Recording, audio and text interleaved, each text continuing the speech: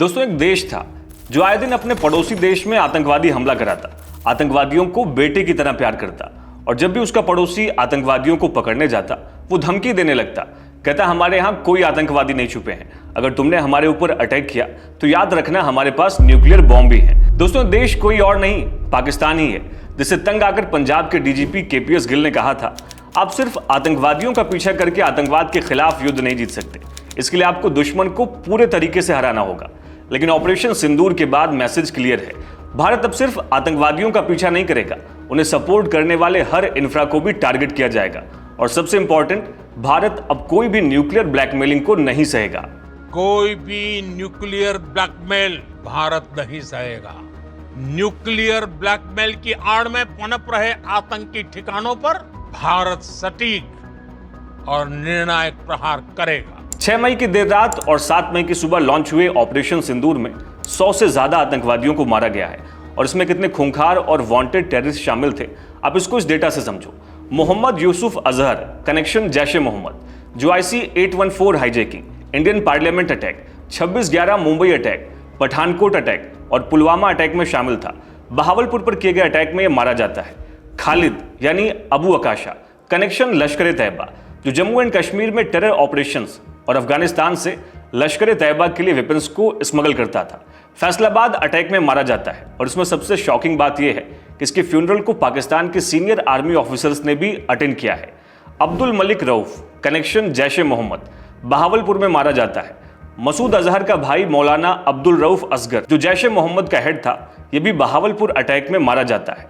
Mohammad Hasan Khan, connection Jaish ए मोहम्मद, हाफिज Mohammad Jameel, connection Jaish ए मोहम्मद। दोस्तों, ऐसे और भी ढेरों नाम हैं जिन्हें ऑपरेशन सिंदूर में एलिमिनेट किया गया है। और ये सिर्फ ऑपरेशन सिंदूर का बदला नहीं है, बल्कि इससे पहले भी भारत में आतंकवादी घटनाओं को अंजाम देने वालों को भारत ने मौत के घाट उतार दिया है। पर यह सब हुआ कैसे, भारत ने कैसे ऑपरेशन सिंदूर को अंजाम दिया, और इसको अब थोड़ा और डिटेल में समझते हैं। यह है हमारा भारत और यह है पाकिस्तान। पहलगाम हमले के बाद हमारे पीएम अपना विदेश दौरा रद्द कर भारत लौट आते हैं, CCS मीटिंग बुलाते हैं, भारत से पाकिस्तान जाने वाले पानी यानी इंडस वाटर ट्रीटी को सस्पेंड कर दिया जाता है। भारत में रह रहे सभी पाकिस्तानी नागरिकों को 48 घंटे के भीतर देश को छोड़ने को कहा जाता है। ट्रेड को पूरे तरीके से रोक दिया जाता है।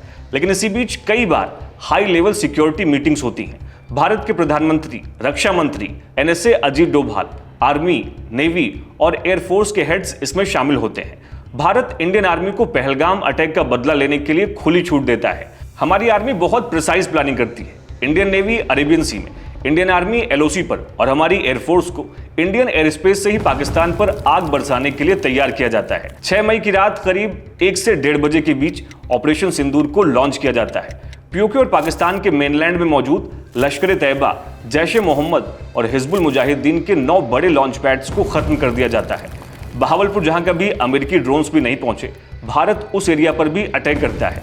पर इंडियन आर्मी किसी भी सिविलियन या पाकिस्तानी आर्मी को टारगेट नहीं करती। फिर भी पाकिस्तान आर्मी आतंकवादियों का सफाया करने में भारत की मदद करने की बजाय भारत पर अटैक करने लगता है। लेकिन पाकिस्तान को तब तक शायद भारत की मॉडर्न वॉरफेयर कैपेबिलिटीज का अंदाजा नहीं था। मेड इन इंडिया वेपन्स सिर्फ 3 घंटे में ही एक न्यूक्लियर कंट्री के 11 एयरबेसेस को हिट करते हैं। चाइना के HQ-9 एयर डिफेंस सिस्टम को इंडियन ड्रोन्स पूरे तरीके से न्यूट्रलाइज कर देते हैं। F-16, JF-17 और पाकिस्तान के टॉप फाइटर स्क्वाड्रन मानो नक्शे से ही मिटा दिए जाते हैं। सिर्फ एक रात में भारत पाकिस्तान एयरफोर्स की 20% कैपेबिलिटीज को तबाह कर देता है। पाकिस्तान का रहीम यार खान एयरबेस राख में बदल जाता है। दोस्तों, भारत इन सब के लिए जिन मेड इन इंडिया वेपन्स का इस्तेमाल करता है, उनमें command and control air defence system Akashteer, loitering munition यानी एक तरह का आत्मघाती ड्रोन, भारत में बन रही दुनिया की सबसे तेज सुपरसोनिक क्रूज मिसाइल ब्रह्मोस, भारतीय तकनीक से बना D4 anti drone system, Akash missile, L-70 anti aircraft gun, PSWS यानी प्रिसीजन स्ट्राइक वेपन सिस्टम और स्मार्ट एंटी एयरफील्ड जैसे मेड इन इंडिया वेपन्स इसमें शामिल होते हैं। भारत इसके अलावा फ्रांस की स्कैल्प मिसाइल और air to ground bomb Hammer, साथ ही भारत और इजराइल की साझेदारी से बना बराक एयर डिफेंस सिस्टम और रूस का सबसे advanced air defence system S-400, Bharat ने इन सब का इस्तेमाल कर आतंकवाद पर प्रहार किया है। लेकिन जब पाकिस्तान को लगा कि अब वो भारत के आगे नहीं टिक पाएगा, तो दुनिया से मदद मांगने लगा, ग्लोबल कम्युनिटी से अपील करने लगा कि कैसे भी ये वॉर रुकवा दो। और आखिर में खुद पाकिस्तान के DGMO को भारत फोन करके सीज फायर अनाउंस करने के लिए मजबूर होना पड़ा। भारत का ऑपरेशन सिंदूर 100% सक्सेसफुल रहा और हमारे पीएम ने ऑपरेशन सिंदूर पर अपनी स्पीच में साफ कहा है, भारत अब न्यूक्लियर ब्लैकमेलिंग नहीं सहेगा, टेरर टॉक और ट्रेड एक साथ नहीं होगा, खून और पानी एक साथ नहीं बहेगा। और अभी हमने हमले को सिर्फ रोका है। अगर आगे और भी ऐसी आतंकवादी घटनाएं होती हैं तो भारत फिर से आतंकवादी इंफ्रास्ट्रक्चर पर प्रहार करेगा। भारत किसी से पूछ कर नहीं, अपने हिसाब से बदला लेगा। और ग्लोबल कम्युनिटी से जब भी पाकिस्तान के बारे में बात होगी तो सिर्फ पाकिस्तान ऑक्युपाइड कश्मीर पर होगी, पाकिस्तान स्पॉन्सर्ड आतंकवाद पर होगी, क्योंकि अगर ये टाइम युद्ध का नहीं है तो ये टाइम आतंकवाद का भी नहीं है।